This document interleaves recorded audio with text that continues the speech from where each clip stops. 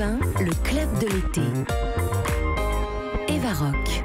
Et Marion, vous avez choisi l'histoire d'un plat que Chris connaît peut-être. Je suis même sûre. La spécialité gourmande normande qui s'appelle la Turgoule. Vous connaissez Chris Esquer? Non, lui Ah dit quelque chose. voilà. Vous allez apprendre un truc. Alors la Turgoule, c'est en fait une sorte de riz au lait, mais encore plus fondant et à la cannelle. Alors il faut aimer la cannelle, bien sûr.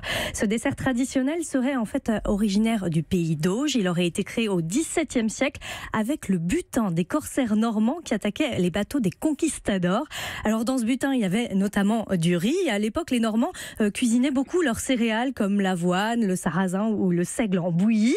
Et ils ont eu l'idée de cuire cette nouvelle céréale qu'ils ne connaissaient pas, un peu de la même manière, mais cette fois dans du lait.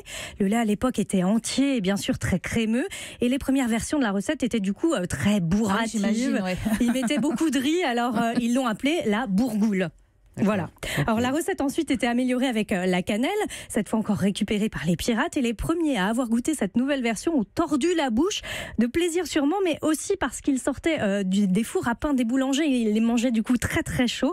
Et en patois normand, on dit se tordre la goule, voilà pourquoi ça s'appelle la Turgoule. Alors la Turgoule est préparée dans une terrine bien spécifique, d'ailleurs dans certains endroits de la Normandie on appelle la Turgoule terrinée, et elle est réalisée avec du riz rond, c'est très important, sinon la Turgoule n'a pas le même goût. Il y a aussi du sucre, un peu de sel, de la cannelle. On ajoute le lait entier bien frémissant avant de mettre ce mélange au four. Il faut que ce soit bien chaud et quand il y a des bulles à la surface du plat, il faut baisser le four et laisser cuire tout doucement pendant des heures, au moins 6 heures pour que le plat soit prêt.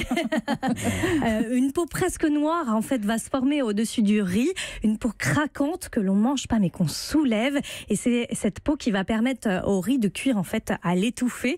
Les grains de riz fondent presque totalement dans cette crème à la cannelle, onctueuse et ferme à la fois, et on la mange bien sûr avec du cidre et une brioche plate qui s'appelle la falue en Normandie. Voilà, je commence à avoir faim déjà. Je ne sais pas si c'est pour vous le cas, Chris Esquer. Aussi. Mais vous avez, des rouleaux de réglisse à proximité. Oui, et puis vous avez les gaufres à côté. Je sens que vous allez piocher. Ah bah bien sûr, c'est et vous les avez mis juste sous le nez. C'est quoi la date limite de consommation? Je m'intéresse toujours à ça. Merci beaucoup Marion. J'imaginais les pirates en train d'aller chercher la cannelle. Je trouvais ça très romantique et très aventurier. Europe.